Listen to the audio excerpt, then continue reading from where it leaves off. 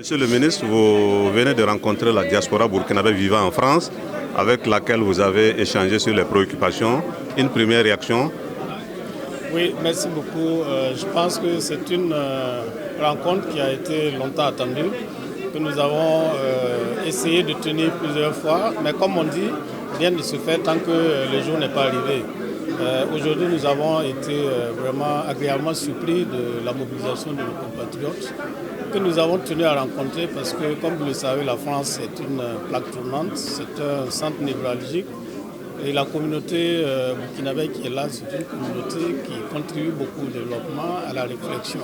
Donc nous avons voulu venir vers elle pour échanger, dire ce que nous faisons pour la diaspora, mais surtout entendre ses préoccupations. Parce que comme je l'ai dit, le ministère chargé des Burkinabés de l'extérieur, c'est le ministère des Burkinabés de l'extérieur.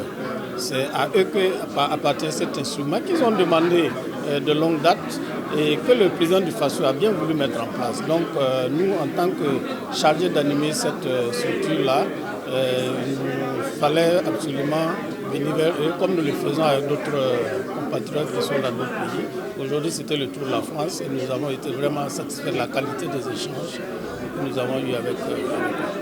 Monsieur le ministre, au cours des échanges, vous avez été interpellé, des préoccupations ont été soulevées. Une fois que vous serez au pays, qu'est-ce qu'on peut attendre de vous? Oui, nous allons évidemment assurer le suivi parce que depuis que nous sommes là, nous avons essayé de ne pas être trop administratifs avec des dossiers remplis de tiroirs. Nous essayons d'être sur le terrain, d'être proactifs, de mettre en œuvre les décisions et les recommandations que nous avons. Donc soyez assurés, nous allons, dès que nous allons rentrer, voir dans quelle mesure nous pouvons répondre à cet ensemble de préoccupations. Et pour terminer, quel appel avez-vous à lancer à l'endroit de cette diaspora? Oui, c'est un appel à rester toujours mobilisé. Parce que et solidaire surtout.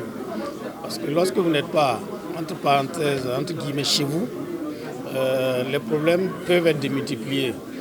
Et lorsque vous êtes à l'extérieur, votre premier parent, ça doit être votre compatriote, votre voisin. Donc nous appelons toujours les compatriotes à rester solidaires, à rester soudés et à continuer de respecter les lois et les règlements du pays d'accueil. C'est la première garantie avant même les documents. Lorsque vous êtes en règle, personne ne vous correcte, personne ne vous contrôle. Maintenant, si on vous contrôle et que vous avez vos documents, c'est encore mieux. Mais évitez d'être soupçonné en ayant simplement un comportement correct. Mais nous avons la chance, lorsque nous faisons le tour, d'avoir des échos favorables de nos compatriotes avec les autorités des pays.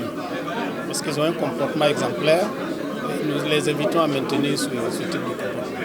Je vous remercie, monsieur le ministre.